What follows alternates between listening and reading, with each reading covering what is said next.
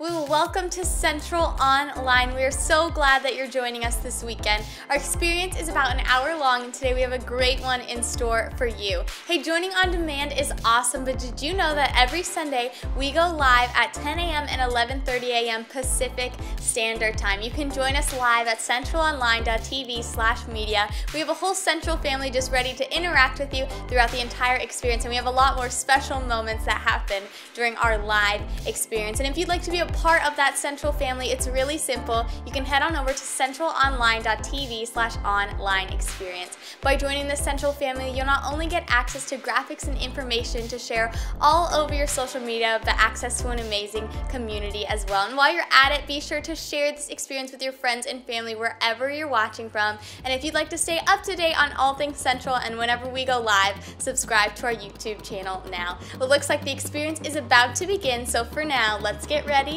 for Central Online.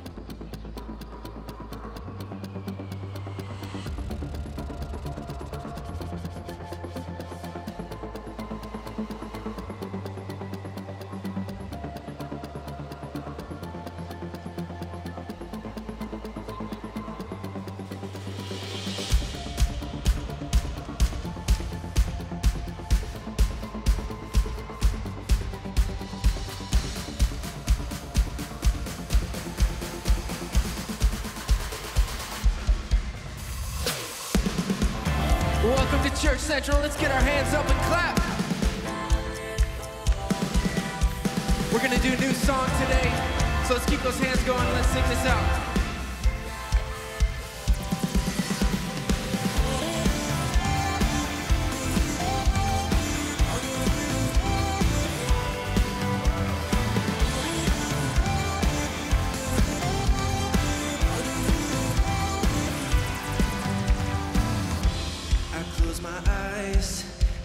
Fly.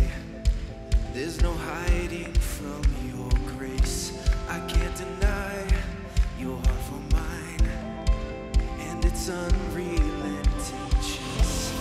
I was on the edge of deception, caught up in my own hesitation, until your love took over me. So I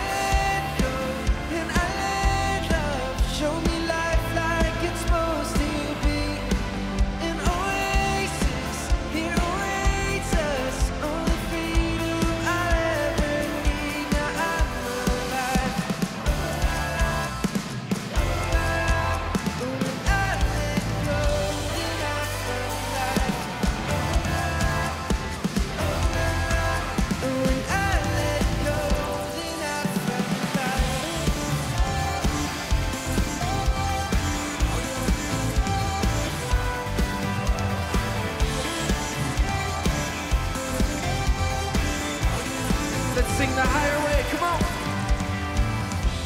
The higher way is calling me to a life unlike before. The Father's heart is beckoning, and I can't resist no more. Lead me in the ways of devotion. Don't wanna get caught in emotions.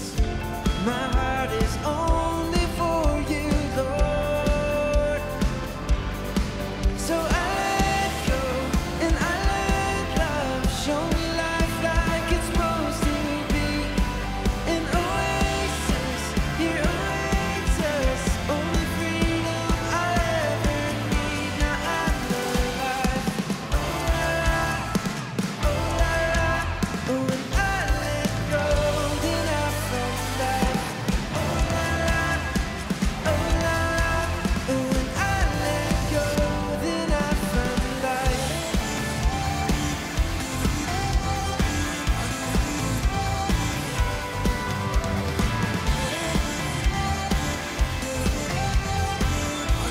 All right, this part's just gonna be our hands. Let's get them up.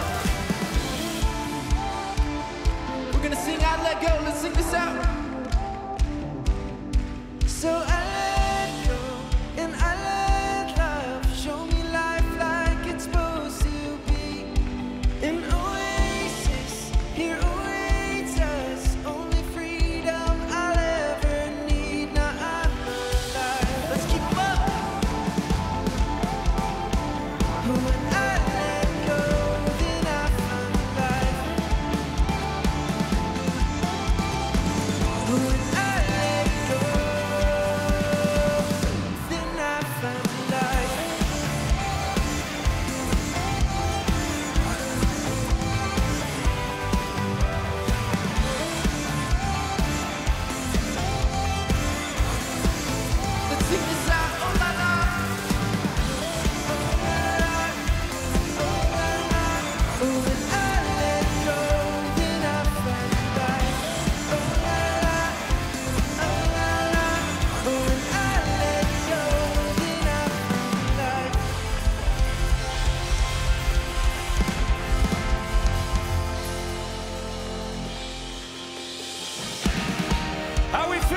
Central family.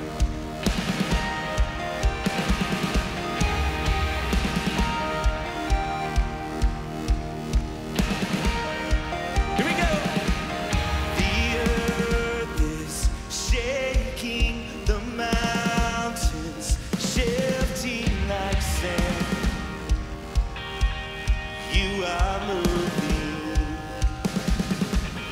The oceans dancing, the waves are crashing on down.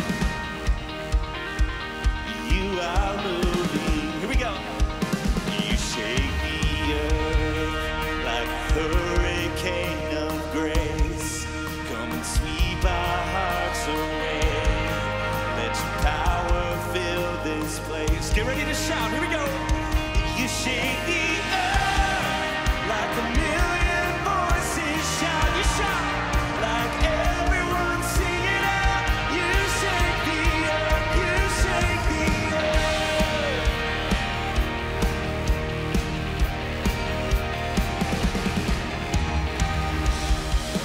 Our hope is rising.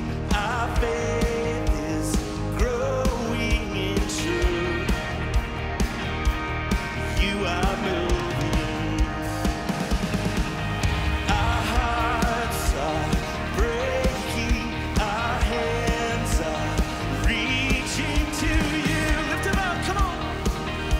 'Cause you are moving, yeah. Shake the earth like a hurricane of grace.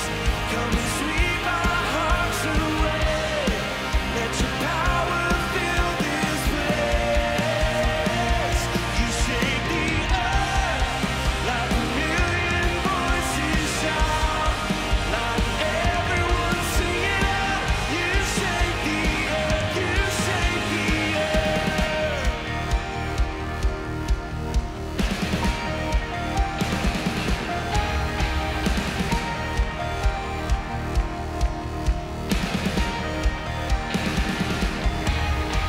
Come on.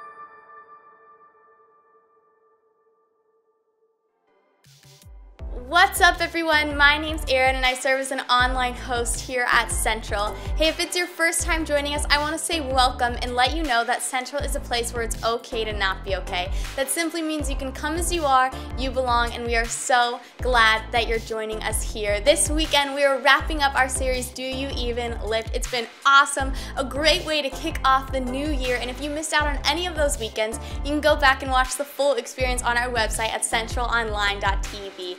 Here at Central, we are all about stories of life change. Check out Jessica's story.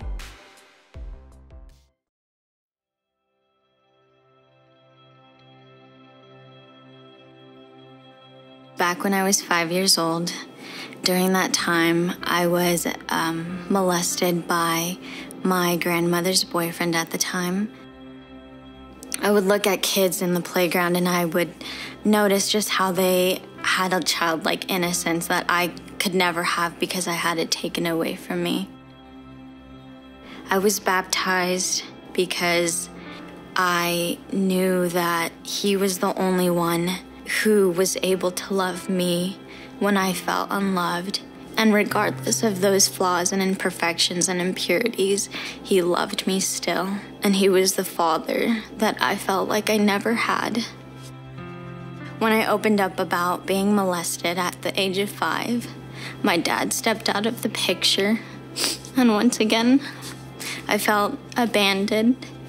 And then in high school, I was just very depressed because I felt alone. I was in denial. I had to be the happy, bubbly girl that everyone went to when they were in pain or when they were sad or when they just needed a good laugh. And as good as it felt, I didn't know at the moment, but that was hurting me. During those difficult moments and those hardships, I didn't know that God was present during every moment. I was a believer, but I just didn't fully understand. It just didn't click for me.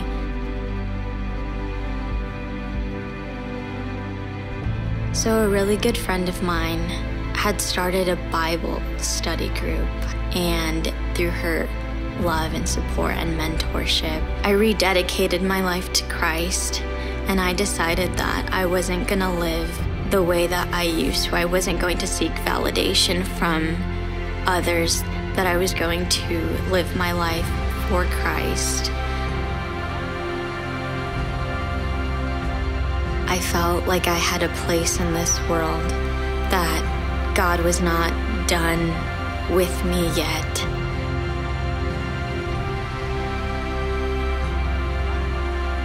You are beautiful, you are loved, you are wanted, and that is all given to you through the love and through the grace of God.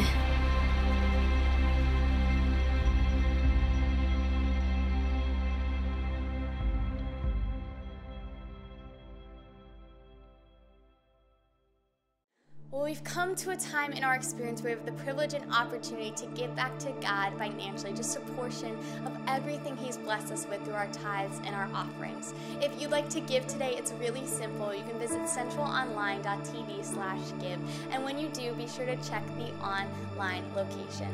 Well, as an online community, one of the best ways we can share so much hope is by sharing this experience with our friends and family. By clicking the share button, you could be touching so many hearts and lives and introducing people to Jesus, maybe for the first time ever.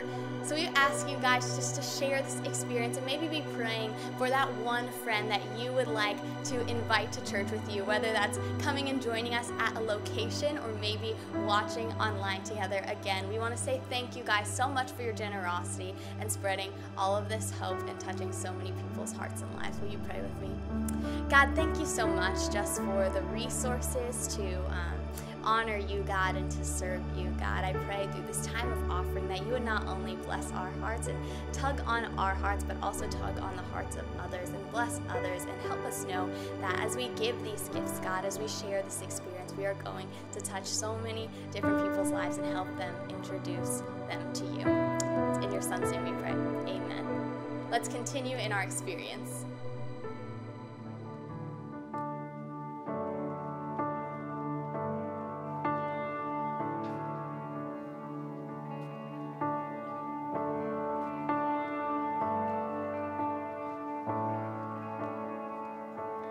What can reach my wandering soul?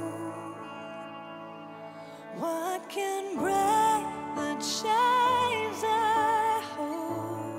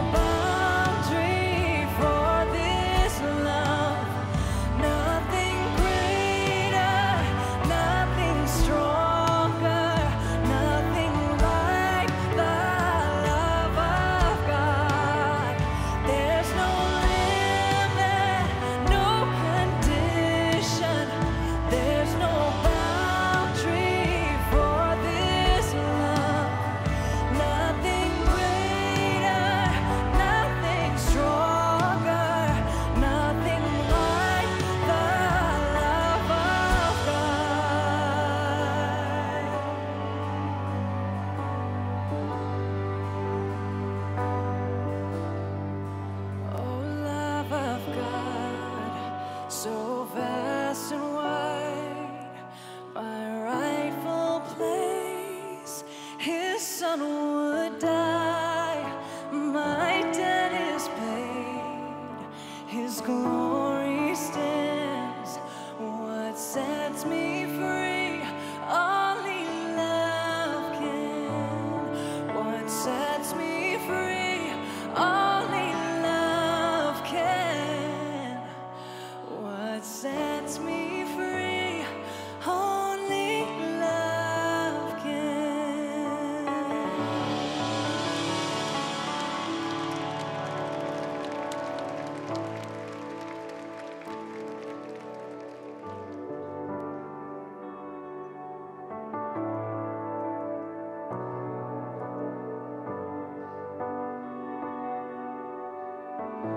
Can't go back to the beginning. Can't control what tomorrow will bring. But I know here in the middle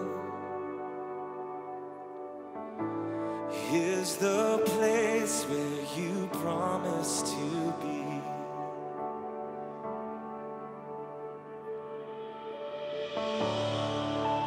Not enough unless you come.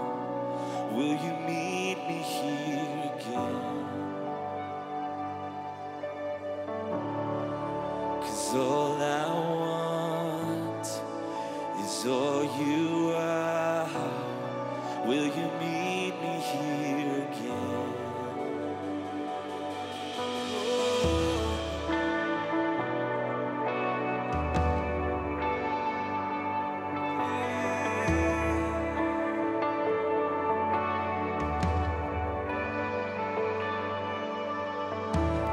As I walk now through the valley, let your love rise above every fear, like the sun shaping the shadow. In my weakness, your glory appears. Did you sing this out with us? Come on. I'm not enough unless you come. Will you meet me here again? 'Cause all I want is all you are. Will you meet me here again? We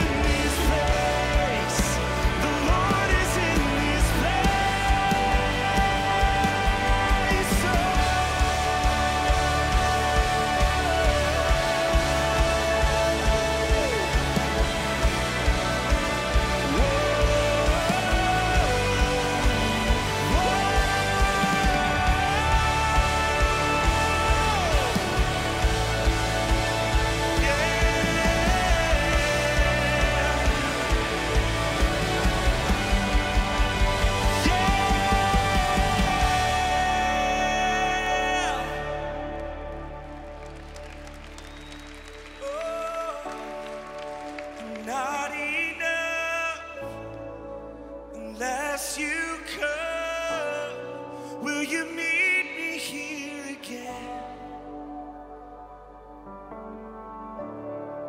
'Cause all I want, sing it out, is all you are. Will you meet me?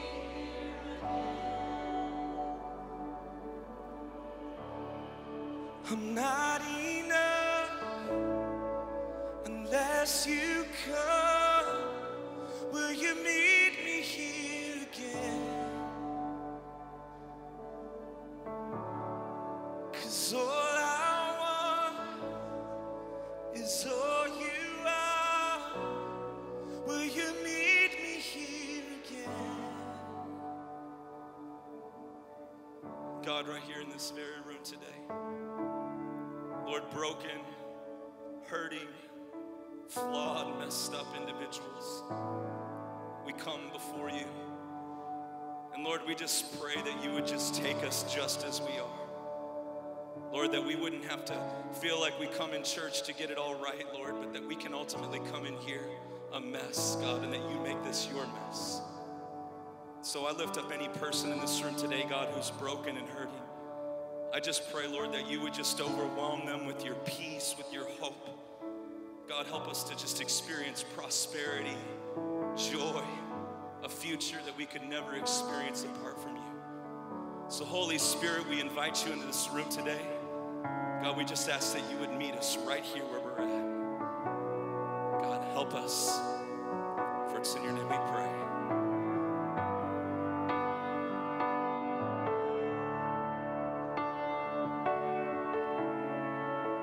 Unless you come, will you meet me here again?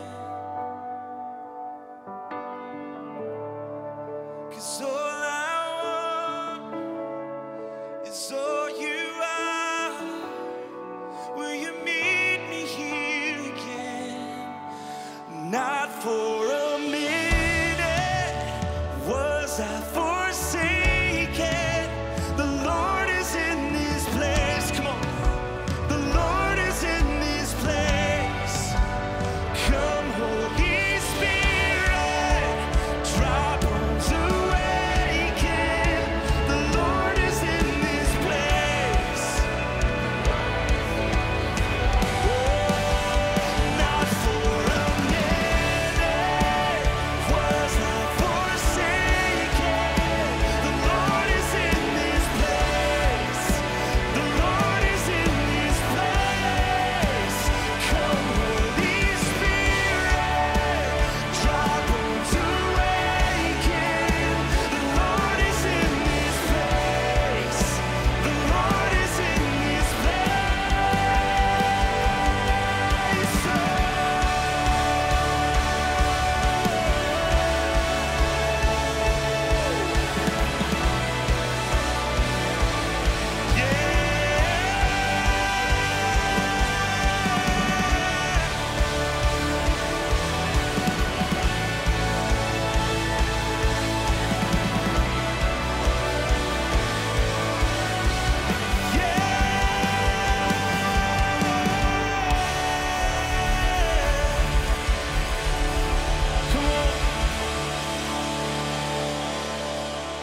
Central family, if you love worshiping together, I want you to know right here at Central Henderson on February 27th at 7 p.m., we're gonna have a Central Live night of worship. I hope that you'll be here for that. We take communion together. It's one of the most important things that we do in our walk, just to remember all that Christ did for us on the cross. So I hope you'll join us on February 27th. This weekend, we're concluding in our series, Do You Even Lift? Pastor Judd has an amazing message for us, so you can be seated now as he comes to share his message. Well, welcome everybody. Nice to see you guys. Want to welcome all of our locations. Great to have you guys with us. Big shout out to Summerlin and Southern Highlands, Sunrise Mountain, to our Kingman family, to those joining us online and those joining us in different prison facilities around the country in our partnership with God Behind Bars. Welcome, you guys. We're glad you're here. Well, we are wrapping up our teaching series this week, Do You Even Lift?, which is really all about making spiritual and personal gains as we go in to a new year. And it's important, I think, because we all go through times in our life where we feel stuck. Just stuck. I mean, how many of you say, you remember a time where you just felt stuck? You know, I remember when I was in high school, I had my first car was an old Buick Skylark that my sister used to drive, and it got handed down to me. And as soon as I got the car, I thought I was like the coolest kid in my peer group because I had a car and a lot of them didn't. And so after school one day in high school, we headed out and we were driving down some back roads, and I thought, I'm going to show these guys how cool I am. I'm going to show them how fast I can go in reverse. And so I threw the car in reverse, and you know, I'm going as fast as I can, and I'm just driving, just looking through the rearview mirror like I don't even need to look back. You know, I'm James Bond. And I didn't realize that the road came to a T. It came to a direct kind of dead end, and another road crossed this way, and I didn't even see it, and we went flying off of that road right into this massive ditch. It actually bent the back of that Buick Skylark up.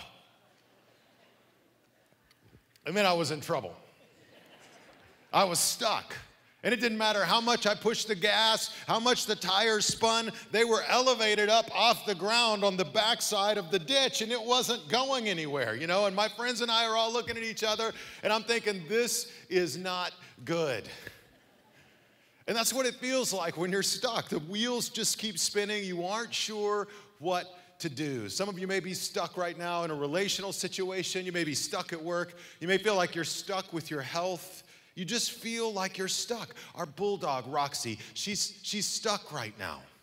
She's coming up on 12 years old. She's, you know, not a spring chicken anymore, and she's having some continence issues. She's, you know, it's really not good. And so this week she got a new surprise. I'll show it to you on the screen here. This is my little Roxy with her new addition to her wardrobe. Yes, that is a doggy diaper, and yes, you will make that investment when your dog starts going to the bathroom all over the place. You can only wash their bed so many times till you're like, do they make like diapers? Anyway, she's trying to adjust to a situation where she feels stuck. Now, some things you can't change, right? Some things you feel stuck and there's nothing you can do, but other things you can. And we've been asking God over the last several weeks for the wisdom to kind of know the difference and then to attack some things that we can change in our lives. Now, for me to get unstuck, I needed some help. We've been talking the last several weeks about what it means for us to get unstuck in different ways. We've talked about willpower and how that isn't enough. We need more than just willpower. We need God power working in our life. And we looked at some different pieces of the puzzle that can help us change. We'll bring them up on the screen here. Talked about want power, the desire to change, friend power. Look, you can't live your best life with the wrong friends. Friends are very important to helping us move forward. We talked about habit power. It's better to win small than to lose big. If we make small adjustments and changes in our life, it can have a huge impact. And then today I want to talk about just grit power, the power to see it through. Now, I needed all of those to get out of the ditch when I was in high school. First of all, I already had want power. I wanted to get out of that ditch because I knew if we didn't get that car out of the ditch, in some way or another, a parental unit would get involved. And if a parental unit got involved, that would mean I wouldn't be driving my car very much longer, right? So all my friends, we all got out of the car and we put our minds together. And together we kind of got a little plan. We were going to rock the car back and forth. I was going to be in the driver's seat with the door open, pushing it. We're just go a little bit up and then back and then up and then back. And eventually we got the thing going. And with some friend power and some want power and some grit power, we got out of the ditch. And I tell you that story because I know some of you feel like you're in a ditch right now. I know you feel like you're stuck and the wheels are spinning and you aren't sure there's any way to get out of this ditch. But listen to me, your ditch is not your destiny. It's not your destiny. And God can do a work in your life, if you'll allow him, that will help you begin to get traction and move forward into the life he's calling you to live. I have one big idea today, and it's simply this, that your setbacks can become your set-ups for your comeback. Your setbacks can become your set-ups for your comeback. We all have setbacks. We all find ourselves in the ditch, but we don't have to stay in the ditch in our lives. So in this teaching series, we've been looking at Romans chapter 12. I want to go back there with you today. Romans chapter 12, beginning in verse 12. The way we do it here at Central, we'll bring it up on the side screen. I'll read it when we get to the red word. I'm just going to ask you to read it out loud, real loud here with me. Romans chapter 12, beginning in verse 12. Paul says, rejoice in our confident what? Hope. In our confident hope. He says, be patient in trouble and keep on praying. When God's people are in need, be ready to help them. Always be eager to practice hospitality. All throughout the Romans chapter 12, Paul started and he says, therefore, in view of God's mercy, which is really a reference back to the earlier chapters in Romans, and really the whole case that he's been making in Romans, that we've been justified by faith, that Christ has died on a cross in our stead so that we could be forgiven and free. Romans chapter 8, there's no condemnation for those who are in Christ Jesus, that we've been given God's Spirit, that we're his sons and his daughters. And he finally gets all the way up to chapter 12 and he goes, therefore, in light of all these things, and then he says, give your body as a living sacrifice. Remember this? And then we go on in Romans chapter 12, and towards the end, he's going to get super practical now. He's going to give us all these kind of basic practical things to do, and it all sort of anchors in this idea, rejoice in hope. Rejoice in your hope. When things get hard, when you feel stuck, when you feel like your wheels are spinning, what can you do? One of the most powerful things you can do is continue to rejoice in your confident hope. And so I'd word it this way. Picture your better future. Picture your better future in your life. I saw some kids, they were asked the question of what their future would be like, and so they wrote down some responses. Some of these were classic. Let's check this out. We'll bring the first one up here. One kid says this, 100-year-old me. When I'm 100, I will play Uno with my grandchildren. I will wear a sweater all of the time. Come on. I'll take naps every day. I will take my wife to Pizza Hut for dinner. Yes. Sounds better to me all the time, right? All right, here, let's bring up another one. This person said, someday, if I get a boyfriend, if I ever get a boyfriend, I might let my parents come on the date, but they have to sit far away from us. That might happen because I might not get a boyfriend. And I can tell you with a daughter who just turned 18, I'm all for the not getting a boyfriend. All right, here's the next one. Graham, he says this, what will you be doing when you're 100 years old? Look at this, breaking out of my tomb. Gotta love the spirit, right? Breaking out of my tomb. There's something powerful that happens in our lives when we picture a better future. My friend, Pastor David Hughes, he's spoken here many times at Central. If you haven't heard him yet, you will. He's a great, incredible communicator. But I was with him in Florida this last year. He's really a gym rat. Guy he's worked out like every day of his life, or at least regularly for the last 20 or 30 years, right? So he takes me to his gym, and it's this kind of ratty, pumping iron sort of gym. You know, it's not like really nice, high-end gym or anything. This one's just sort of not. If you go in and all these old weight machines and free weights are all crammed in this space, and we're working out together, and he points my attention to the screens, and on the screens with no audio, it's just the visual, they're playing the old 1970s documentary Pumping Iron with Arnold Schwarzenegger. Remember this? Some of you are like, no, I don't have any idea what you're talking about. Well, I didn't either. But it's just, and I said, so is this just on randomly? He goes, no, 24/7. When the gym is open, Pumping Iron runs on the screen. Just Pumping Iron. And so I thought, why would you do that? Why would you have these Lou Ferrigno and Schwarzenegger? Why would you have these incredible weightlifters on a screen in front of you in dated video all the time? And it dawns on me as I'm sitting there doing curls with this little bitty weight with my little skinny arms, right? I get to look up and there's Arnold Schwarzenegger, and he's doing curls just like me, and he's doing them with weights 5 times more than I am, right? And his arm is huge, and if I look up at him long enough, I start to believe if I do this every day, I could look like that. I could be the Terminator. right? That and a couple $100,000 worth of human growth hormone, but let's not go into that whole side of thing, you know, like it's gonna take way more than a protein shake, people. What are they trying to do though? They're trying to show us a different future, and by looking at that different future, you're inspired then to go after it. And the Bible is constantly challenging us to remember our hope. Remember the hope that you have.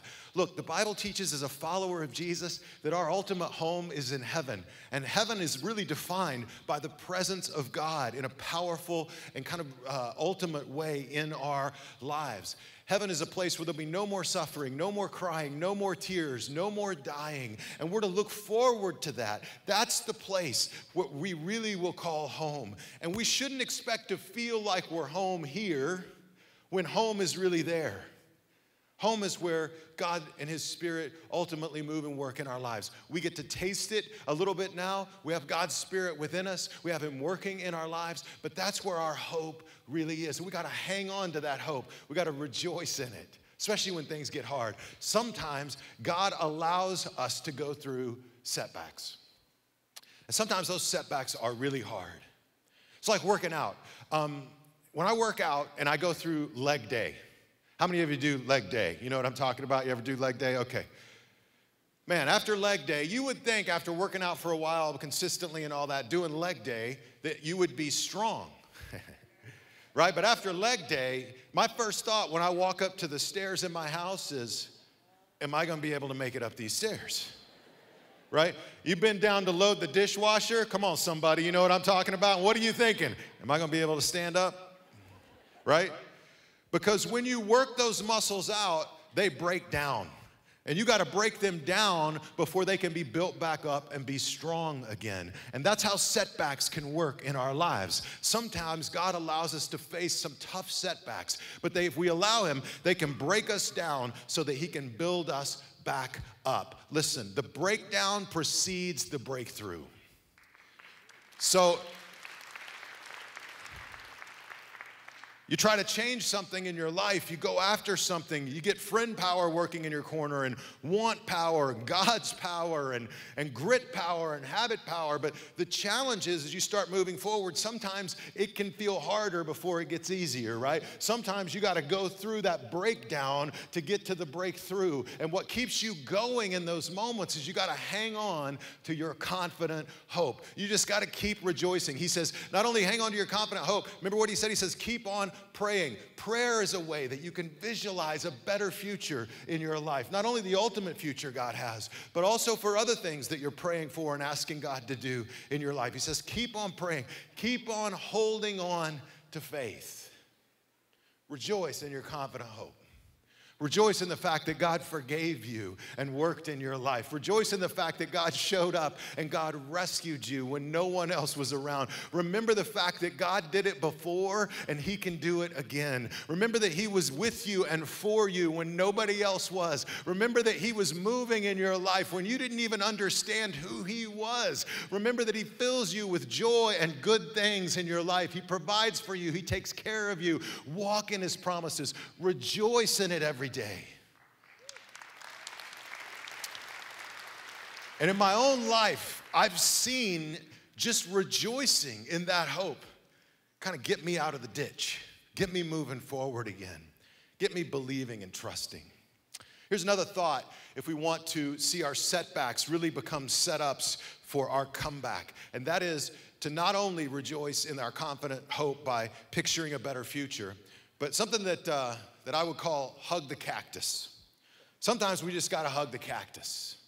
Mel Gibson was a guy that, was sort of couldn't do any wrong in Hollywood for a lot of years, made The Passion of the Christ, made millions and millions of dollars. And then some of you will remember, he had this drunken moment where he made all these racial slurs and other things. He got into all kinds of a mess and just kind of his life blew up. And he became, for a season, like the most despised guy in all of Hollywood. And one of the things that I loved was this speech years ago that Robert Downey Jr. gave at the height of Mel Gibson's, I should say the low point of his popularity.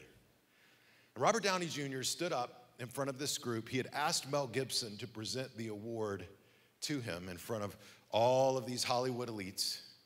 And that was the only way Mel Gibson was ever going to get to stand up and address them. And then he stands up to get this award, and he says, when I was trying to get sober, Mel Gibson was the person who came along in my life and told me to lean into my faith. And he told me if I was willing to hug the cactus, I might become a man. If I was willing to do the hard things, I might actually get clean and get sober. And he went on to say he gave me a job when nobody else would give me a job. He put food on my table when nobody else would put food on my table. And he ended this little speech by saying, look, I think Mel's hugged the cactus long enough, and it's time to offer forgiveness. I love that image because when we think about moving forward, we don't often think about the pain that sometimes can be involved in really healing. I mean, this past week, I fell down the stairs at our house. Any of you ever fallen down the stairs? Come on, that's an old man, old woman move, right? Isn't that what, I'm like, oh, how can this happen, right? I fell down the stairs. Our stairs are like tiled, you know, and so I was at the top of the stairs. I had coffee in one hand. I was wearing socks. Won't be doing that again. And before I even got on the stairs, I started to slip, and I started to run backwards. You know what I'm talking about?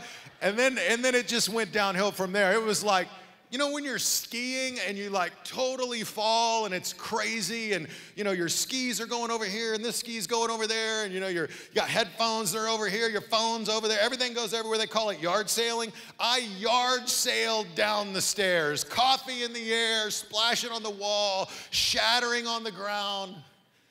My wife comes around the corner. I caught myself on my elbows on one of the steps. I mean, it was a hard fall. I had the air knocked out of me.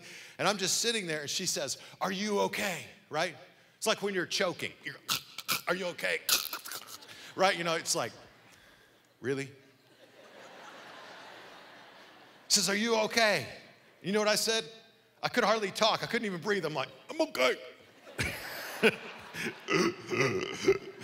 And then she asked me again, right? This is what we do when you love someone. Are you okay? I'm like, I'm okay. She says, are you okay? I'm like, stop asking me if I'm okay. I have no idea if I'm okay or not. No lie, it's exactly what I said. And I'm like, just give me a minute. I actually sat there for 30 minutes. I kept thinking, I broke something. Something is broke. I'm just waiting for it to show up, you know? And I finally got up. My ego was wounded. I walked a little crooked for a few days. Couldn't really turn my neck. But other than that, no problems. But that's how we often deal with pain, right? We go through pain in our lives, and as soon as it happens, what do we say? I'm okay, right? I talk to people, their family blows up. They go through a divorce. It hasn't even ended yet. How you doing? I'm okay. I'm okay, right? You get fired, you get let go at work, you get transitioned at work, and in the pain of how you doing? I'm okay, I'm okay. I mean, that's our knee-jerk reaction. I'm okay, but often we have no idea if we're okay or not, right? Because it just takes a little while to kind of sit on the steps after the fall, if you will, to say like, am I okay? And what do I need to do to become okay? And one of the things that we can do in our lives is hug the cactus. I've got a big cactus up here. Doesn't this look nice? Can you imagine just giving this a nice big hug? That would hurt.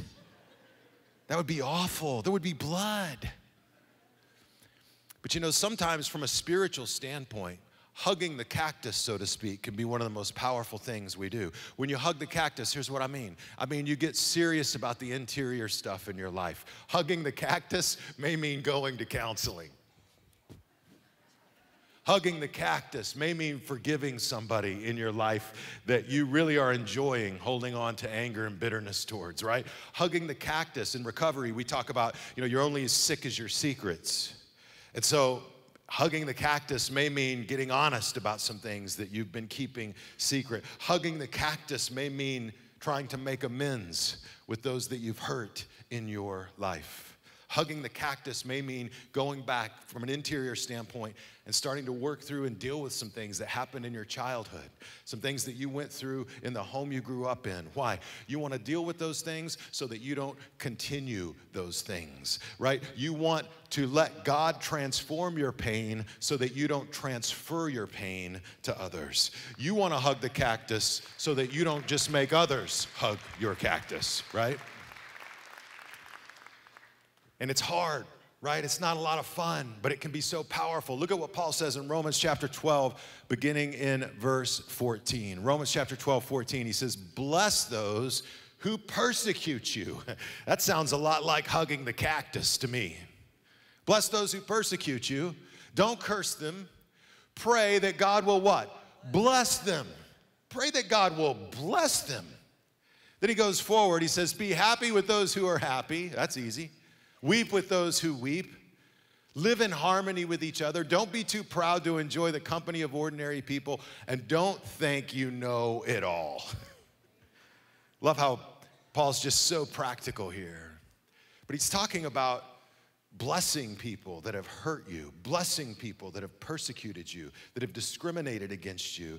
Probably in the context of Romans, he's thinking if they've persecuted you for your faith or for your beliefs, people can persecute you for a whole lot of different reasons. And he's saying, what do you do with those people? He's saying, you bless them. Even though they may do harm to you, you bless them. You pray that God will bless them.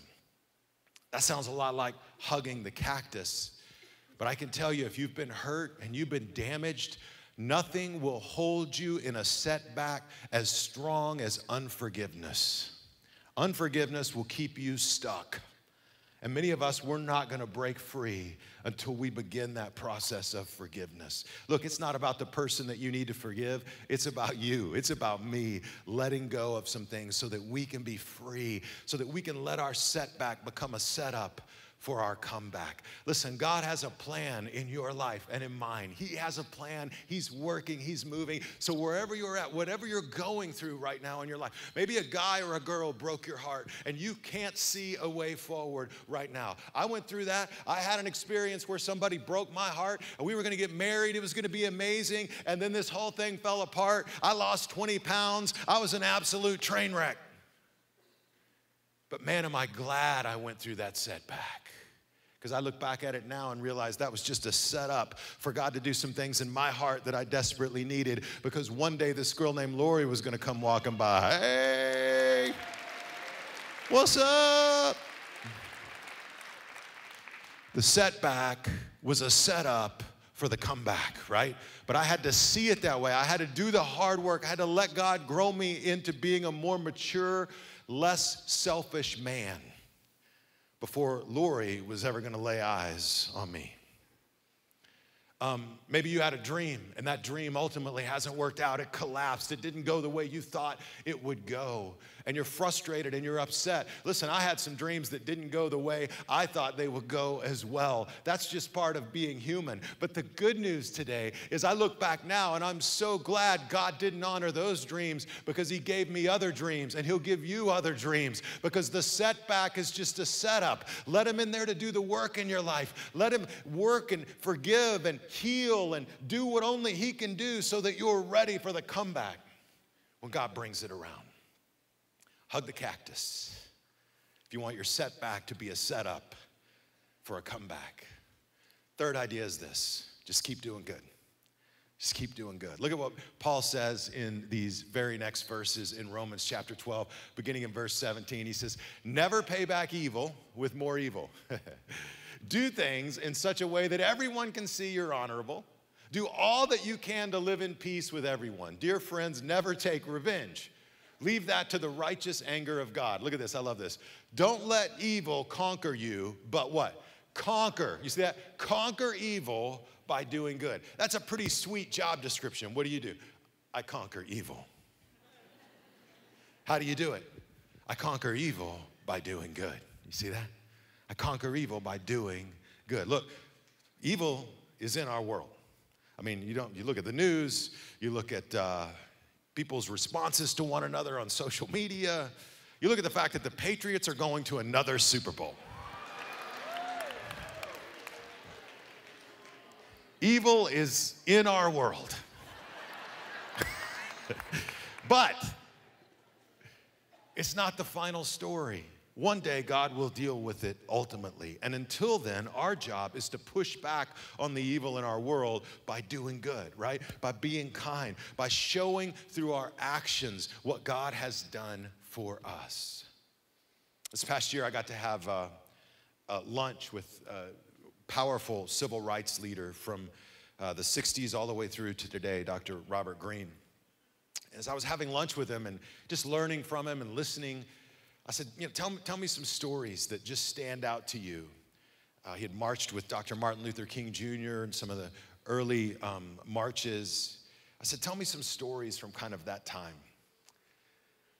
And he said, well, one of the most powerful things I've ever seen in my life. He said, I was in Memphis. I was sitting in the back seat of a car, and Dr. Martin Luther King Jr. was in the passenger seat of the car with the window down, and we were at a gas station.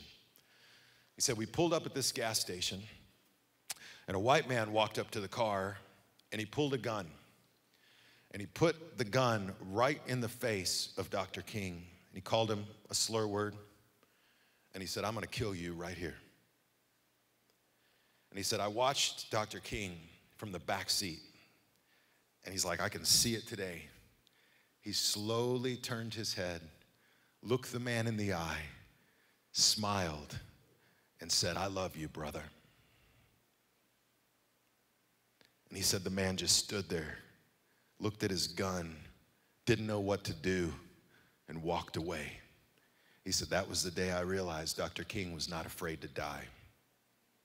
He was not afraid to die, but he was afraid of people stopping doing good. You got to keep doing good even when people persecute you. You got to keep doing good even when they reject you. You got to keep doing good even when it's hard. You got to keep doing good even when you want to quit. You got to keep doing good when it shouldn't be this hard in your life. You got to keep doing good when you shouldn't have to go uphill both ways. You got to keep doing good when things should have gone differently. That's particularly when you got to keep doing good, because if you keep doing good, your setback can be your setup for your comeback.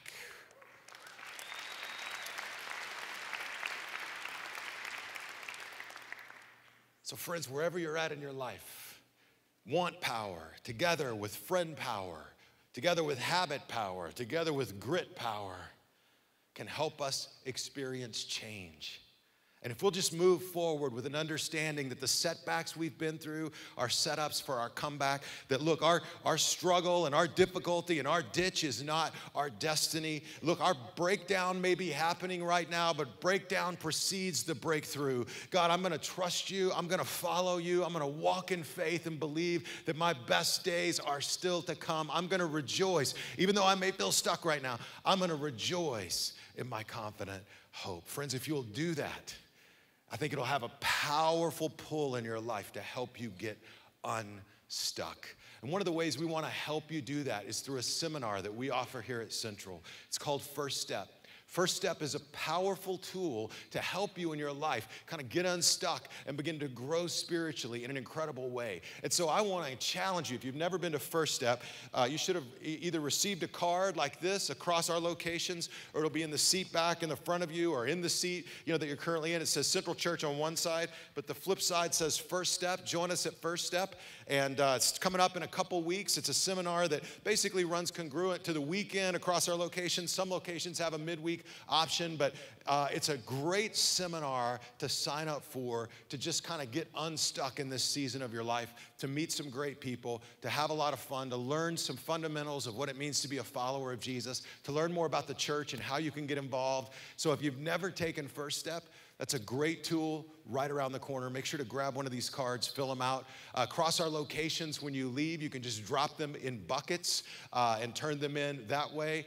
And take that step in your life. I think it'll be really, really powerful. For some of you, maybe you've never really crossed the line of faith in your life, and I'd love to just give you that opportunity. I never hardly let a service go by without just giving an opportunity for people to respond if God is moving in your heart and in your life, if he's tapping you on the shoulder. And so if today is your day, if this is your time to be a follower of Jesus, I just encourage you to repeat a simple prayer after me, to just open your heart to God and allow him to move in your life. Would all of you bow your heads and close your eyes? If you'd like to become a follower of Jesus, you can begin that journey by repeating after me. Just say, dear God, I thank you for loving me. Thank you for sending Jesus into the world. I believe he died on the cross for my sins. I believe he rose again. Forgive me for my sins. Give me the gift of eternal life. Help me face the challenges I'm up against. God, I surrender my life to you. Friends, with every head bowed and every eye closed across our locations, wherever you're at today, if that's a spiritual commitment you're making in your life, I just want to ask you to slip your hand in the air, just to acknowledge that you're following God in your life today. Just slip your hand in the air.